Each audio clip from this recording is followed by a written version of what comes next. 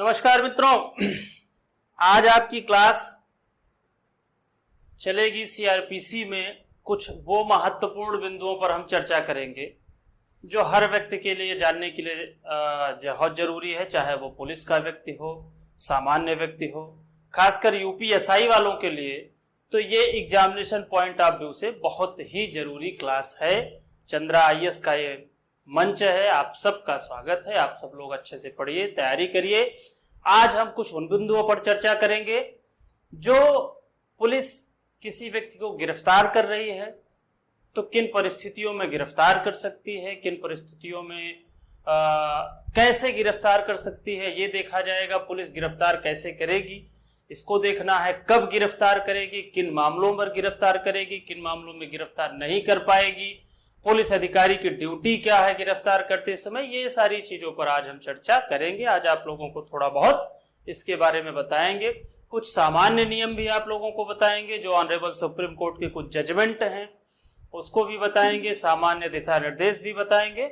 और जो रही बात, उसी के साथ साथ आप लोगों की परीक्षा उपयोगी जो संबंधित उससे सवाल पूछे जाएंगे उस पर भी हम आपको बीच बीच में मार्क करते रहेंगे, उसको नोट करते रहिएगा। एक एक बिंदुओं पर चर्चा करेंगे। कल हम चर्चा कर रहे थे कि कौन जज कितना दंड दे सकता है, इसके बारे में हमने चर्चा किया था, जो कि धारा 28 और 29 के बारे में हमने कल चर्चा किया था। आज इसकी चर्चा हम नहीं करेंगे। आज हम चर्चा कर रहे हैं कि कोई पुलिस का अधिकारी हो या पुलिस हो, किसी व्यक्ति को कब गिरफ्तार करेगा, या वारंट के साथ कब गिरफ्तार करेगा, बिना वारंट के कब गिरफ्तार करेगा।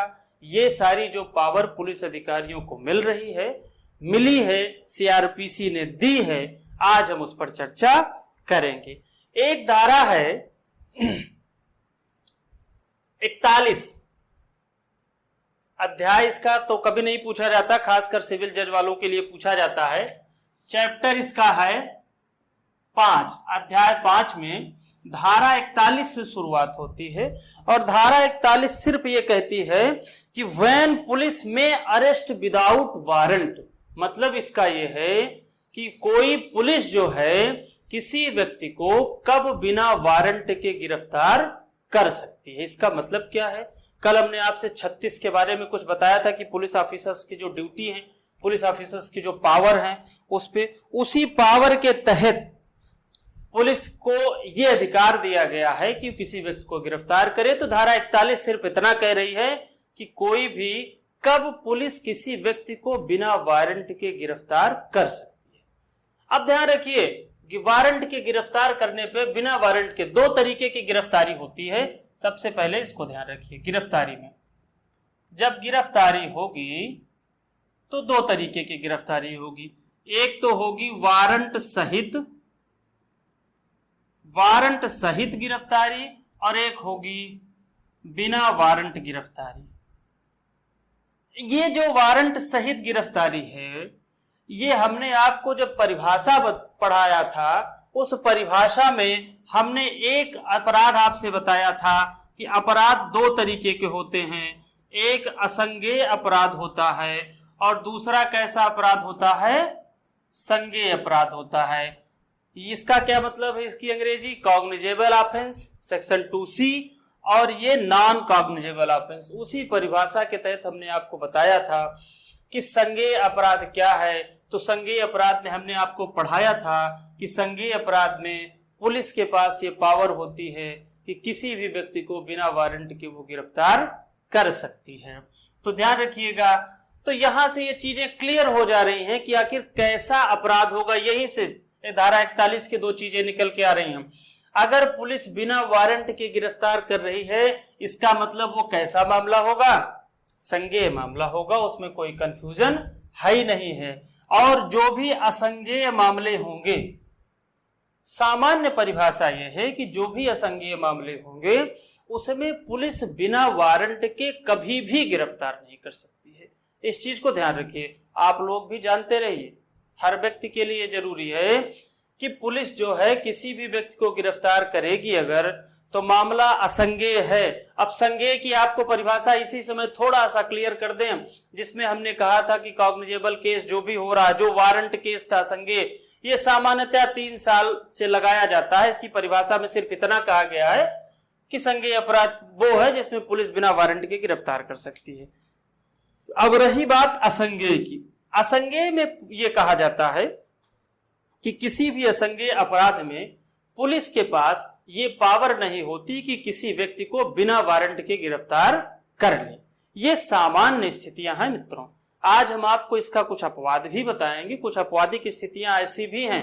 खासकर ये कहा जाता है कि असंज्ञेय अपराधों में नॉन कॉग्निजेबल ऑफेंस में पुलिस जब भी गिरफ्तार करती है तो उसको मजिस्ट्रेट से वारंट लेके आना पड़ता है। लेकिन कुछ ऐसी परिस्थितियां हैं जिसमें पुलिस को बिना वारंट नॉन कॉग्निजेबल ऑफेंस में, मतलब असंज्ञेय अपराध में भी गिरफ्तार कर सकती है। वो सारी चीजें हम आपको बताएंगे। तो ये तो हमने आपको बताया गिरफ्तारी कैसे हो रही। अब ये जो धारा 41 है वो चर्चा कर रही है कि पुलिस जो है कब किसी व्यक्ति को बिना वारंट के गिरफ्तार कर सकती है। इसका मतलब कब संज्ञेय मामलों में गिरफ्तार कर सकती है, संज्ञेय मामलों में ही बिना वारंट गिरफ्तारी होगी। तो ये कह रहे हैं कि ऐसी कौन कौन सी परिस्थितियां होंगी, धारा 41 में बताया गया है जब पुलिस किसी व्यक्ति को बिना वारंट गिरफ्तार कर सकती है। अब इन सारी परिस्थितियों को हमें ध्यान देना है कि वो क्या कह रहा है। तो इसको देखते हैं क्या क्या कह रहा है, कब कब गिरफ्तारी होगी। एक तो ये कह रहा है कि कोई व्यक्ति जब पुलिस की, ऐसे ही देख लेते हैं, एक संक्षेप में देखा जाता है कि पुलिस की ही उपस्थिति में, कैसी उपस्थिति, पुलिस की उपस्थिति में, पुलिस की उपस्थिति में 2 तरीके का अपराध करता है। बात लिखी गई है कैसा अपराध करता है। अगर पुलिस की उपस्थिति में ही वो कैसा अपराध कर रहा है, संज्ञेय अपराध कर रहा है, संज्ञेय अपराध करता है।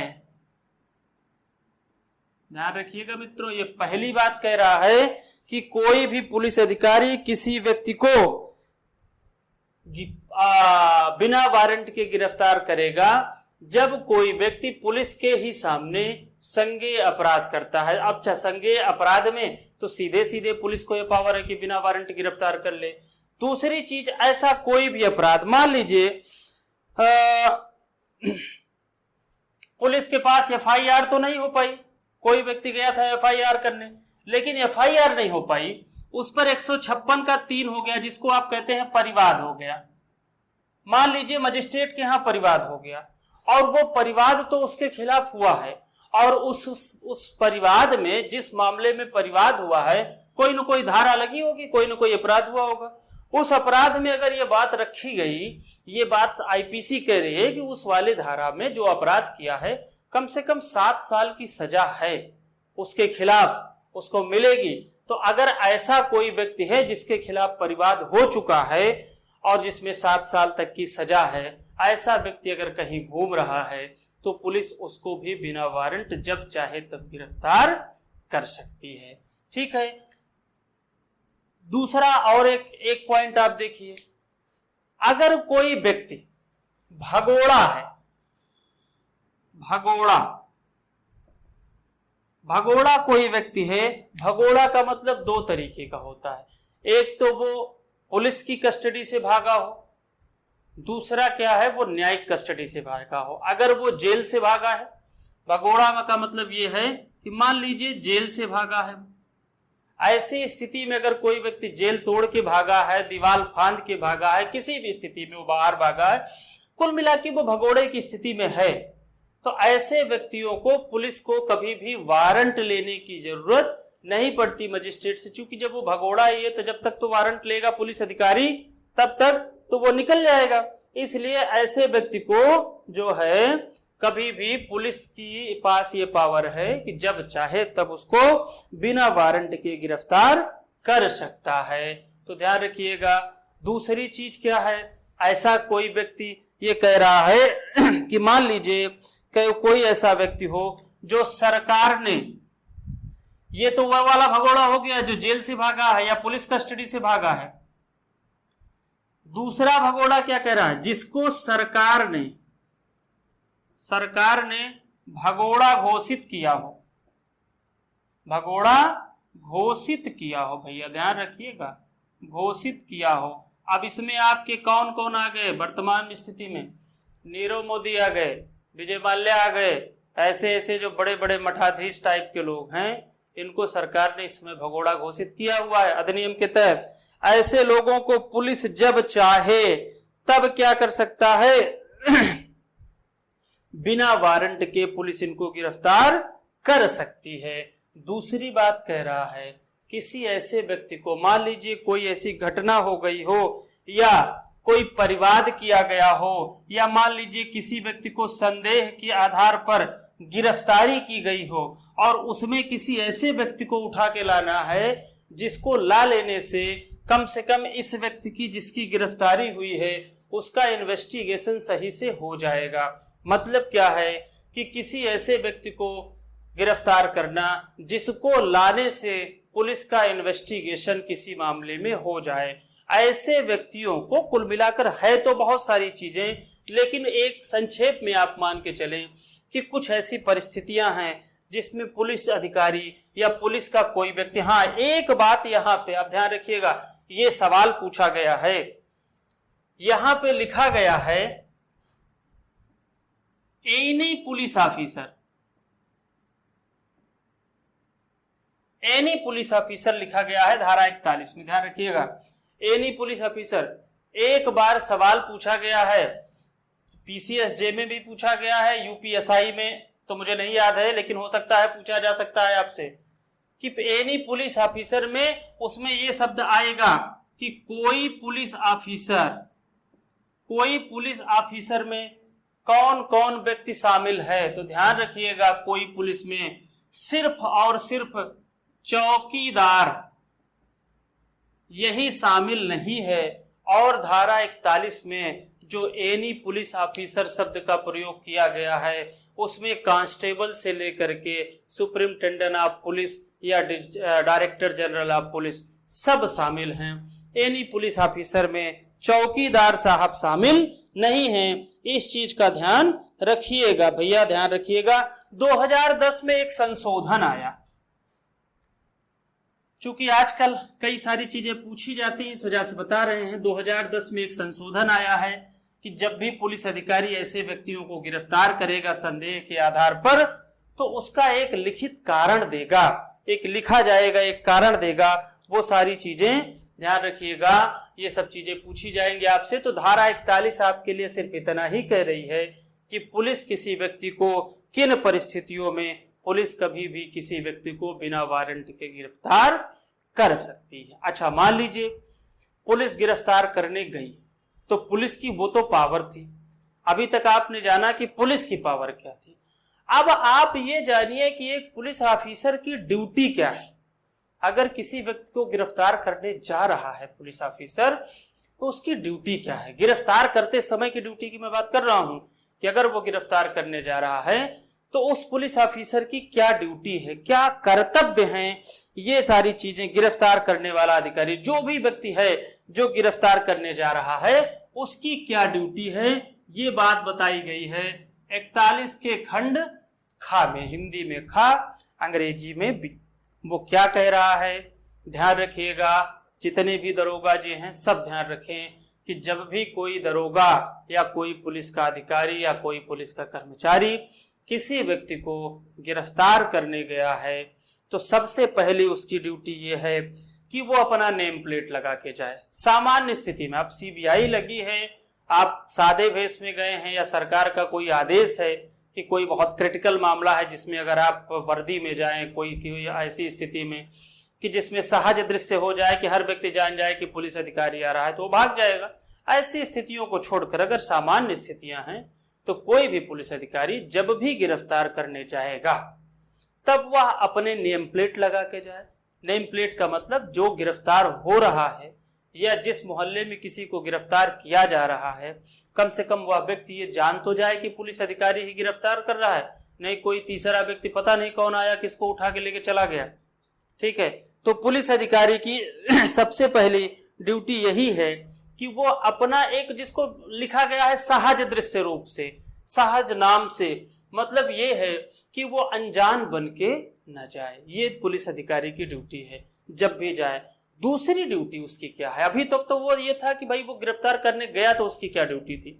अब दूसरी ड्यूटी उसकी ये है, उसका कर्तव्य ये है कि जिस मोहल्ले में वो गिरफ्तार करने गया है, जिस व्यक्ति को वो गिरफ्तार कर रहा है, ध्यान रखिएगा, उस व्यक्ति के परिवार के किसी एक व्यक्ति को वो बुलाएगा, उसके सामने उसकी गिरफ्तारी करेगा, उसकी सिग्नेचर लेगा, उसको बताएगा कि हाँ हम इनको गिरफ्तार करने जा रहे हैं, ये सारी परिस्थितियां, उसको सारी परिस्थितियां बताएगा।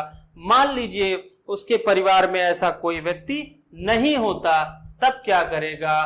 तो ये बात सीआरपीसी कहती है कि उस मोहल्ले का कोई एक सम्मानित व्यक्ति, ऐसा नहीं कि जो चौराहे छाप कोई घूमने वाला आदमी हो, कोई सम्मानित व्यक्ति, उसके सामने उसकी गिरफ्तारी की जाएगी और उसके सामने उस व्यक्ति की दस्तखत कराई जाएगी, सिग्नेचर कराया जाएगा उस सम्मानित व्यक्ति का कि हाँ भाई आपके सामने दरोगा जी हम हैं, हम दरोगा हैं या हम पुलिस के कर्मचारी हैं, ये व्यक्ति ये अपराध किया है, इसके ऊपर यह संदेह है, इसको हम गिरफ्तार करके ले जा रहे हैं, आप लोगों के सामने ले जा रहे हैं। अब वो जो मोहल्ले का एक सम्मानित व्यक्ति होगा वो सिग्नेचर करेगा और जो गिरफ्तार किया गया है वो भी दस्तखत करेगा, वो भी साइन करेगा।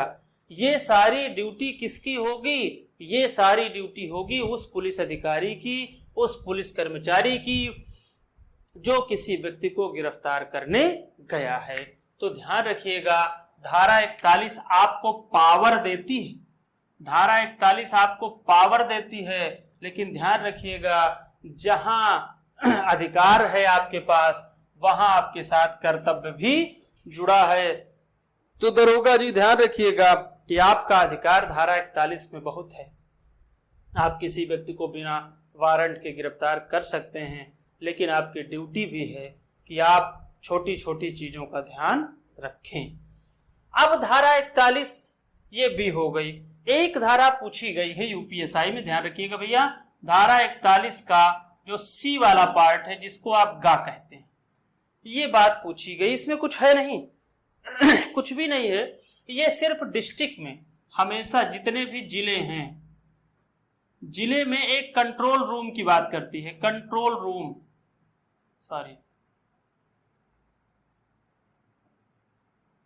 कंट्रोल रूम की बात करती है, पुलिस कंट्रोल रूम की बात कर रही है। एक बार ये पूछा गया है सवाल, एक बार ये सवाल पूछा गया है कि जिले में पुलिस कंट्रोल रूम की जो स्थापना, हाँ सवाल क्या पूछा गया, ध्यान रखिए, सवाल ये पूछा गया है कि जिले में पुलिस कंट्रोल रूम की स्थापना करेगा कौन? तो उत्तर आपका होगा राज्य सरकार करेगी। भैया ध्यान रखिएगा, राज्य सरकार हर जिले में एक पुलिस कंट्रोल रूम की स्थापना करेगी। ये सवाल यूपीएसआई में पूछा गया है और यही पूछा गया है 41C, ये परिभाषा नहीं पूछी गई, पूछा गया ये है कि जिले में जो भी पुलिस कंट्रोल रूम होगा उसकी स्थापना कौन करता है। तो पुलिस कंट्रोल रूम की स्थापना करती कौन है? स्टेट गवर्नमेंट के पास ये पावर है कि वो पुलिस कंट्रोल रूम की स्थापना करे। एक चीज 2008 में, चूंकि समय के साथ जब जब परिवर्तन हुआ है, जब जब समय परिवर्तित हुआ है, बहुत सारी चीजें जोड़ी गई हैं। अब जो 3rd डिग्री का सिस्टम था, मतलब क्या कि अभियुक्तों के साथ, अपराधियों के साथ जो दुर्दांत व्यवहार किया जाता था पुलिस अधिकारियों की तरफ से, शासन प्रशासन की तरफ से, उनको टार्चर किया जाता था, उनको उनका हक नहीं दिया जाता था। वर्तमान समय में ऑनरेबल सुप्रीम कोर्ट की इस पे नजर है और हमेशा जो भी आरोपी हैं उनके हित में, कैदियों के हित में, चूंकि वो भी एक मानव हैं और मानवाधिकार संरक्षण अधिनियम के तहत या कई सारे जो सामाजिक संस्थान हैं उनकी मांगों के तहत जो भी कैदियों के साथ दुर्व्यवहार होता है, आरोपियों के साथ दुर्व्यवहार होता है, वो सारी चीजों से निपटने के लिए, इनको अधिकार प्रदान करने के लिए सुप्रीम कोर्ट शुरू से लेकर के आज तक बहुत सक्रिय है। वर्तमान समय में तो बहुत सक्रिय है, ध्यान रखिएगा। इसी सक्रियता का एक उदाहरण 2008 में आया, इन सब चीजों को ध्यान रखिए दरोगा जी जितने लोग हैं। 2008 में एक धारा जोड़ी गई 41 का डी, 41 का डी जिसको आप घा कहते हैं हिंदी में। अभी तक क्या होता था कि जितने व्यक्ति को गिरफ्तार किया जाता था किसी व्यक्ति को, उसको सीधे पुलिस लेके चली जाती थी और उसको कोई भी अधिकार प्रदान नहीं किया जाता था। 2008 में एक बात जोड़ी गई, ऑनरेबल सुप्रीम कोर्ट के कहने के आधार पर संसद ने जोड़ी सीआरपीसी में 41 डी कि कोई भी व्यक्ति होगा, जो भी व्यक्ति होगा जो गिरफ्तार किया जाएगा कोई व्यक्ति, उसको एक हक दिया जाएगा। क्या? कि वह अपनी बचाव के लिए अपने अधिवक्ता से, अपने वकील साहब से मिल सकता है। पहले यह व्यवस्था नहीं थी।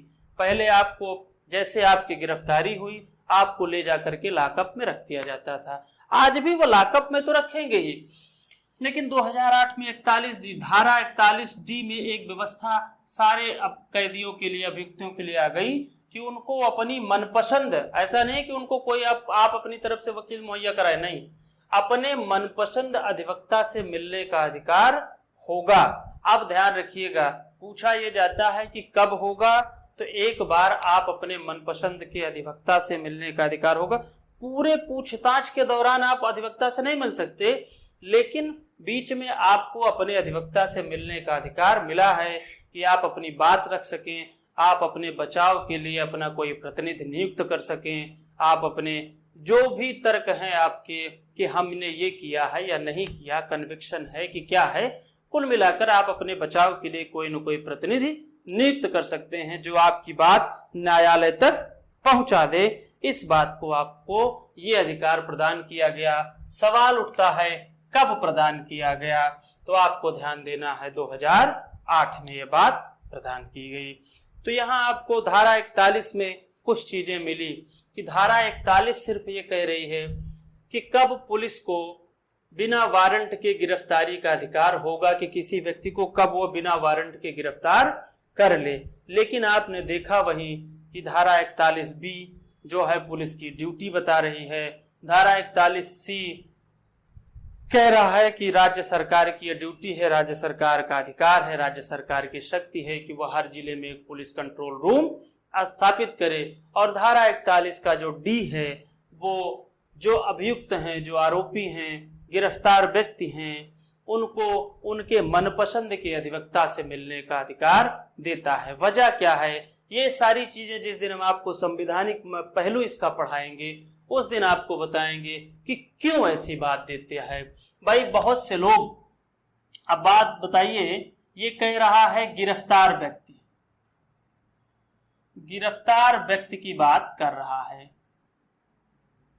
अब गिरफ्तार व्यक्ति में कोई सामान्य व्यक्ति भी हो सकता है जो तथाकथित निर्दोष हो, और कोई आतंकवादी भी हो सकता है। सवाल ये है कि बहुत से लोग ये कहते हैं कि बहुत से ऐसे अपराधी जो दुर्दांत अपराधी हैं उनको वकील मुहैया क्यों कराया जाए, खासकर आतंक के मामलों में। लेकिन आप ध्यान रखिए, हमारा जो अनुच्छेद 21 है जीवन का अधिकार, जो कहता है कि no person shall be deprived of his life and his personal liberty, उसको उसके जीवन के अधिकार से वंचित नहीं किया जाएगा, उसके प्राण एवं दैहिक स्वतंत्रता के अधिकार से वंचित नहीं किया जाएगा। बाद में मेनका गांधी के केस में तो ये कह दिया गया कि किसी व्यक्ति को उसके जो जीवन का अधिकार है उसके साथ साथ सम्मान पूर्वक जीवन का अधिकार है, right to life with dignity की बात आ गई, मतलब सम्मान पूर्वक जीने का अधिकार है। तो सम्मान पूर्वक जीने के अधिकार में चाहे आप अनुच्छेद 20 उठाएं, 22 उठाएं, तो वो सारे सब तो कह रहे हैं कि आपको अपना अधिवक्ता चुनने का अधिकार, ठीक है, आप अपना वकील नियुक्त कर सकते हैं। तो सम्मान पूर्वक जीवन जीने के अधिकार में किसी गिरफ्तार व्यक्ति को उसके वकील से मिलने का भी अधिकार आ जाता है। तो ये आपका मूल अधिकार ही है भैया। तो 41 डी कुछ नया नहीं है, लेकिन फिर भी ये मान लीजिए कि जितने भी अभियुक्त हैं जो गिरफ्तार व्यक्ति हैं उनके अधिकारों के लिए, अधिवक्ताओं की नियुक्ति के लिए, कि वो अपनी बचाव के लिए अपना प्रतिनिधि नियुक्त कर सकें, इसलिए 41 डी जो है अपने मनपसंद के अधिवक्ता से मिलने का अधिकार देता है। तो अभी तक हम चर्चा ये की है कि धारा 41 की चर्चा हुई। अब जो एक और बात ये आती है कि अभी तक आपने ये देखा कि संज्ञेय अपराधों में तो बिना वारंट के गिरफ्तारी होती है, लेकिन असंज्ञेय अपराध में जो बात कही गई है कि बिना वारंट की गिरफ्तारी नहीं हो सकती, उसमें ऑनरेबल मजिस्ट्रेट से वारंट लेके आना पड़ता है पुलिस अधिकारी को गिरफ्तार करने के लिए। लेकिन ये सामान्य परिभाषा, इसके कुछ अपवाद हैं, इनको भी जानिए। धारा 42 क्या कह रही है? धारा 42 कह रही है कुछ ऐसी स्थितियां हम आपको बता रहे हैं, उन स्थितियों में एक है जो धारा 42 है। धारा 42 कह रही है सीआरपीसी की कि ये एक ऐसी स्थिति को बता रही है जब असंज्ञेय अपराध में बिना वारंट की गिरफ्तारी होती है।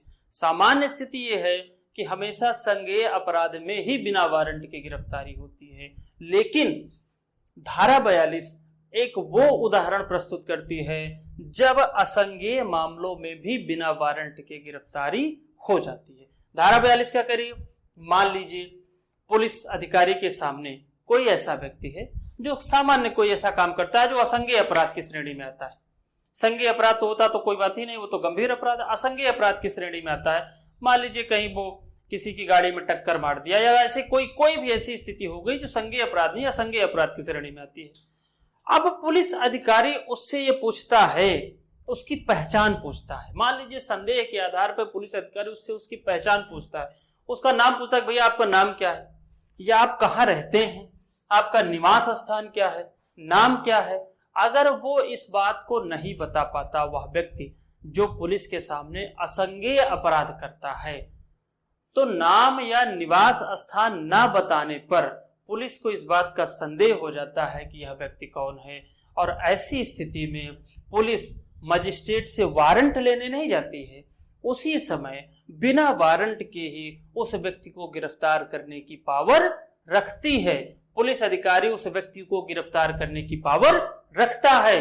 किस लिए? उसका और कोई पर्पज नहीं है, उसका सिर्फ यही पर्पज है कि भैया हम आपसे आपकी आइडेंटिटी मांग रहे थे और आप हैं कि अपनी आइडेंटिटी ही नहीं दे पा रहे हैं, नाम निवास इसी की जानकारी मांग रहे थे पुलिस साहब, दरोगा जी, और वह व्यक्ति अपना नाम और निवास ही नहीं बता पाया। ऐसी स्थिति में पुलिस अधिकारी के पास ये पावर है कि ऐसे व्यक्तियों को बिना वारंट वो गिरफ्तार कर ले। अब वो जब थाने लाएगी तो जैसे ही वो अपनी आइडेंटिटी प्रूफ कर देता है, वैसे पुलिस अधिकारी उसको छोड़ देगा। और इसका कोई पर्पज नहीं है 42 का। 42 का सिर्फ इतना पर्पज है कि भैया आप अपनी आइडेंटिटी नहीं बता पाए तो हमको संदेह हो गया, हम आपको उठा लाए। ये बात आई। अब 43 की बात आती है। धारा 43 क्या कहती है? धारा 43 और धारा 44 ये पावर देती है। धारा 43 एक सामान्य व्यक्ति को पावर देती है, कोई भी सामान्य व्यक्ति, ध्यान रखिएगा, अभी तक तो दरोगा जी की पावर थी गिरफ्तार करने की, लेकिन जो धारा 43 है वह एक प्राइवेट व्यक्ति को भी गिरफ्तार करने की पावर देती है कि कोई भी प्राइवेट व्यक्ति, हम या आप में से कोई भी व्यक्ति जो पुलिस विभाग से संबंधित नहीं है, वह भी किसी व्यक्ति को गिरफ्तार कर सकता है जब चाहे। अगर उसके सामने कुछ ऐसी परिस्थितियां हो जो कि सीआरपीसी बता रही है, कानून जिसको इजाजत दे रहा है, अगर उसको अधिकार दे रहा है, उस समय वो परिस्थितियां अगर उसके सामने घटित होती हैं तो एक प्राइवेट व्यक्ति भी किसी व्यक्ति को गिरफ्तार कर सकता है। और ध्यान रखिए, उसमें वारंट लाने की जरूरत नहीं। तो धारा 43 क्या कह रहा है भैया? वो कह रहा है कि ऐसा कोई व्यक्ति, कोई सामान्य व्यक्ति किसी प्राइवेट व्यक्ति के सामने एक तो संज्ञेय और अजमानतीय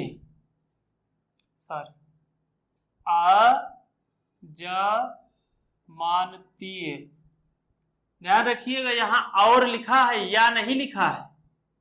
तो या नहीं लिखा है, और लिखा है, मतलब दोनों होना चाहिए। ऐसा कोई अपराध कर रहा है जो नॉन बेलेबल ऑफेंस हो, अजमानतीय अपराध हो, और कैसा अपराध हो? संज्ञेय हो। अगर ऐसा अपराध हमारे और आपके सामने कोई व्यक्ति कर रहा है तो हमको आपको भी कानून ने यह पावर दिया है कि उस व्यक्ति को तत्काल गिरफ्तार कर लिया जाए। गिरफ्तार का मतलब हमारे आपके पास हथकड़ी तो नहीं है, लेकिन फिर भी उसको गिरफ्तार करने का मतलब उसको कब्जे में ले लिया जाए।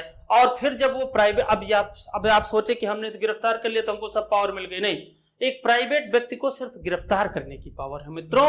उसके अलावा जब वह व्यक्ति गिरफ्तार करेगा तो संबंधित जो नजदीकी थाना होगा, नजदीकी पुलिस स्टेशन होगा, उसको सूचित करेगा, और जब वहां से नजदीकी पुलिस स्टेशन उस व्यक्ति को ले जाएगा तो पुलिस अधिकारी उसको फिर से गिरफ्तार करेगा।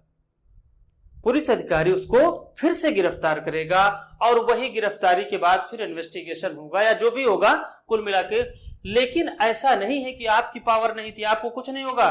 धारा 43 आपको पूरी पावर देती है कि एक प्राइवेट व्यक्ति भी किसी व्यक्ति को गिरफ्तार कर सकता है। आप ध्यान रखिए मित्रों, ये प्राइवेट व्यक्ति की बात कर रहा है संज्ञेय और अजमानती, ध्यान रखिएगा। क्या कह रहा है? प्राइवेट व्यक्ति भी किसी को गिरफ्तार कर सकता है। धारा 43 ये प्राइवेट व्यक्ति को अधिकार दे रही है। लेकिन धारा 44 क्या कर रही है? धारा 44 यही अधिकार किसको दे रही है? मजिस्ट्रेट साहब को दे रही है कि कोई मजिस्ट्रेट जो है वह किसी व्यक्ति को कब गिरफ्तार कर सकता है। हर जगह तो पुलिस गिरफ्तार करती है, कुछ ऐसी परिस्थितियां हैं जहां मजिस्ट्रेट साहब भी गिरफ्तार कर सकते हैं। मान लीजिए मजिस्ट्रेट साहब सुबह सुबह घूमने गए हैं पार्क में।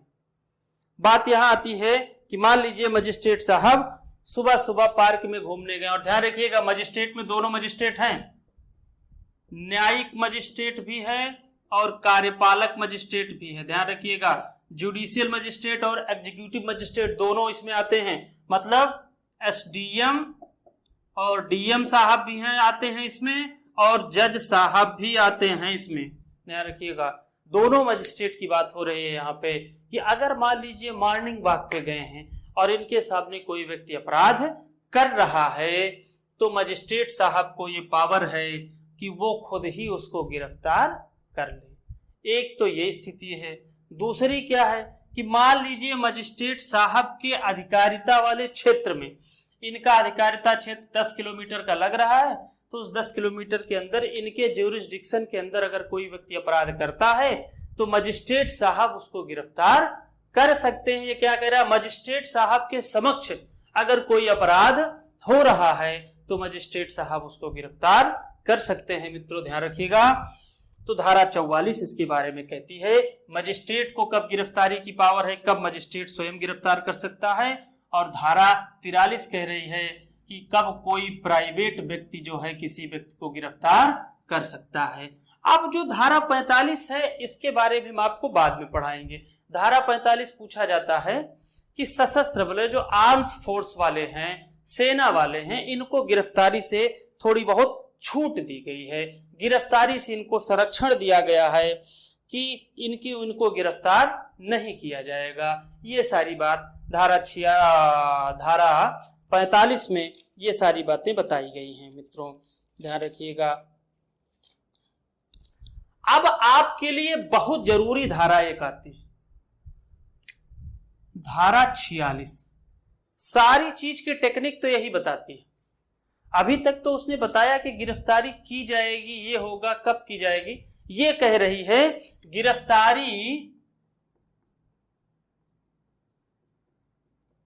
कैसे की जाएगी।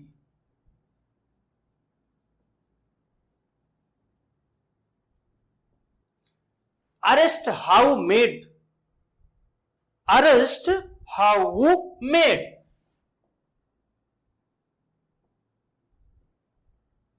अरेस्ट हाउ मेड कर गिरफ्तारी की कैसे जाएगी, वो सारी प्रक्रिया की बात कर रहा है धारा 46। और ये बहुत इंपॉर्टेंट धारा है।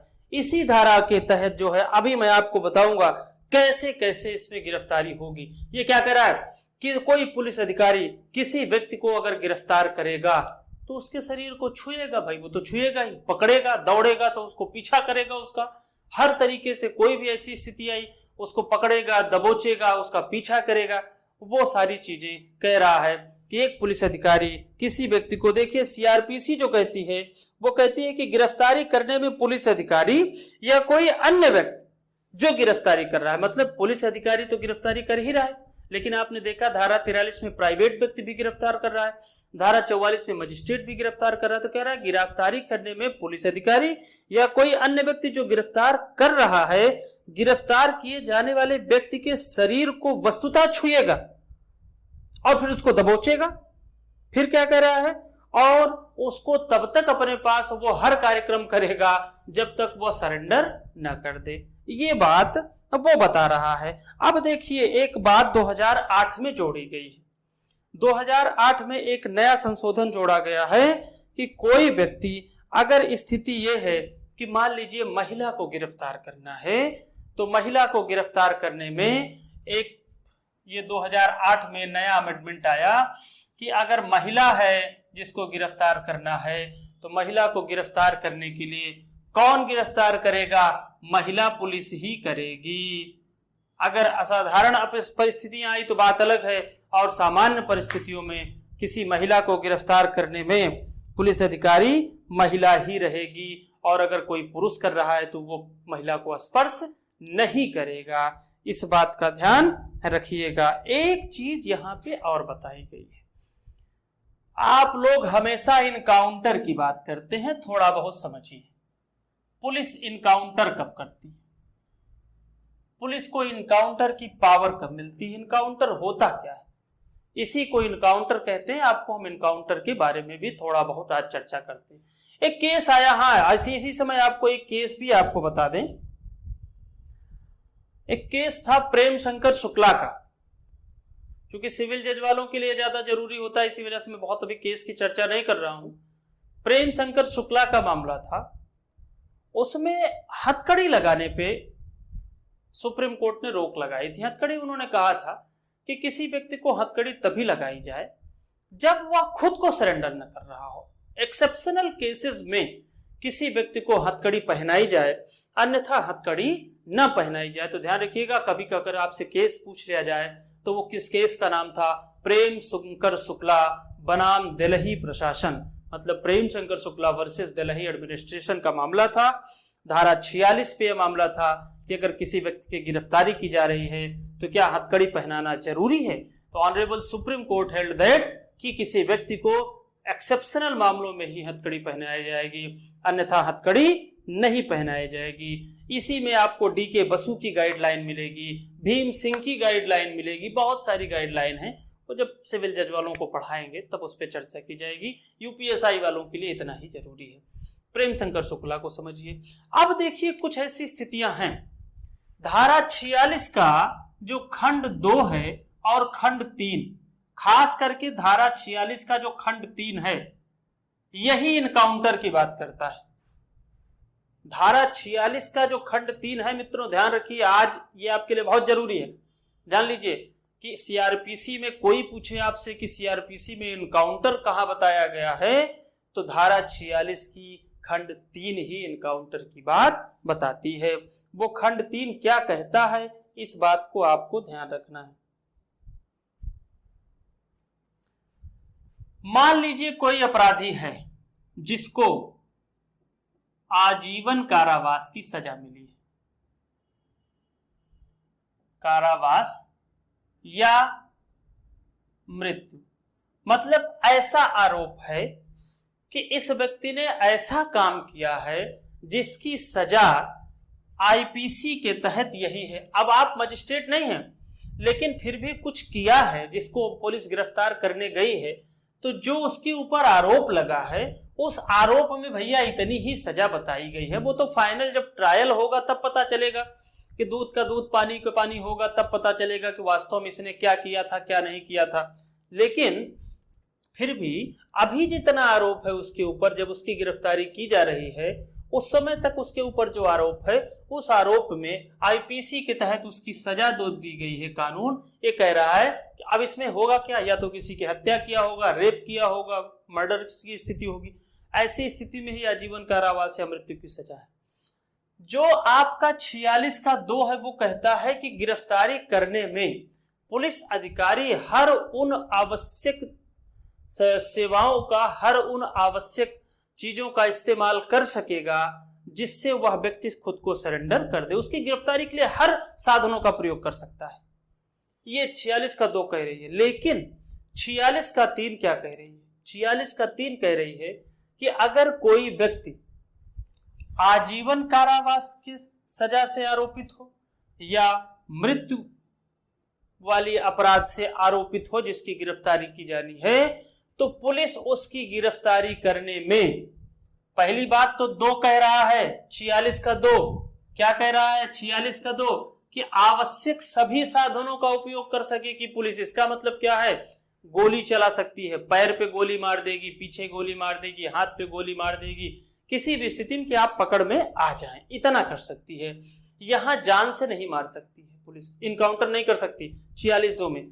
लेकिन 46 का 3 एक बात पुलिस अधिकारी को यहां पे कर रहा है, पावर दे रहा है कि अगर कोई व्यक्ति ऐसे अपराध से आरोपित है और इसकी गिरफ्तारी करनी है और वह गिरफ्तारी करने नहीं दे रहा है, मतलब वो भी पूरी तरीके से पुलिस का विरोध कर रहा है, ऐसी स्थिति में पुलिस गिरफ्तार करते समय उसकी डेथ भी कर सकती है। मतलब गोली चला रही है, 46(2) में सारे साधनों का उसने प्रयोग किया, पैर पे भी गोली मार दी, ये 46(2) इसने आप बता दिया, इतनी पावर दे दी कि आप आवश्यक सभी साधनों का प्रयोग कर सकते हैं, कोई दिक्कत नहीं है। लेकिन सारे साधनों का प्रयोग करने के बावजूद भी उसके पैर पे भी गोली मार दी, फिर भी वो इतना खतरनाक अपराधी निकल गया कि आपकी पकड़ में नहीं आया वो। अब ऐसी स्थिति में क्या करेगी पुलिस? ऐसी स्थिति में पुलिस के पास सिर्फ एक चारा बचता है कि वो क्या करे, उस अपराधी की मृत्यु कारित कर दे, मतलब सीधे सीधे गोली मार दे। और इसी को ये अधिकार कहां दिया गया है? सीआरपीसी की धारा 46 के खंड 3 में इसी को भैया कहा जाता है इनकाउंटर। तो ध्यान रखिएगा, ऐसे पुलिस इनकाउंटर नहीं, वो बात अलग है कि बहुत सारे फेक इनकाउंटर हो जाते हैं, कैसे हो जाते हैं, लेकिन इनकाउंटर का जो प्रावधान है वो धारा 46 सिर्फ ये कहती है कि भैया आप इनकाउंटर, किसी को गिरफ्तार करने में इनकाउंटर तभी करेंगे जब उसके ऊपर कम से कम इतनी सजा का आरोप हो। अगर इससे कम सजा का आरोप है तो आप उसको इनकाउंटर नहीं कर सकते। सारे साधनों का प्रयोग कर लीजिए, पैर पे गोली मार दीजिए, हाथ पैर तोड़ दीजिए, लेकिन जान नहीं ले सकते। जान सिर्फ यही ले पा रहे हैं अगर इतनी बड़ी सजा उसके ऊपर है तो उसको गिरफ्तार करने में ये सारे साधन फेल हो जा रहे हैं। तब एक साधन ये है कि जब इतना बड़ा दुर्दांत अपराधी है तो आपके पास ये पावर है कि आप गोली चला सकते हैं, भले ही उसकी जान क्यों ना चली जाए। इसी को मित्रों कहते हैं इनकाउंटर। तो आप लोग ध्यान रखिएगा, अभी आज इनकाउंटर कर दिए, अब इनकाउंटर कर दिए तो बचा क्या? मर गए। तो आज इतना ही रखते हैं। इनकाउंटर आपको अच्छी तरीके से समझ में आया होगा। जो चीजें नहीं समझ में आई वो आप लोग पूछिएगा, अगले लेक्चर में हम फिर चर्चा करेंगे। अगले लेक्चर में और कुछ ऐसी इंपॉर्टेंट चीजें होंगी जो आपकी परीक्षाओं से संबंधित होंगी। बीच में एक लेक्चर हम पूरा लेके आएंगे आपके लिए, एक लेक्चर बताएंगे जिसमें सिर्फ और सिर्फ क्वेश्चन और आंसर की बात करेंगे जो पूछे गए हैं। ठीक है, तो इतना ही रखते हैं आज के लिए, इतना ही। बहुत बहुत धन्यवाद।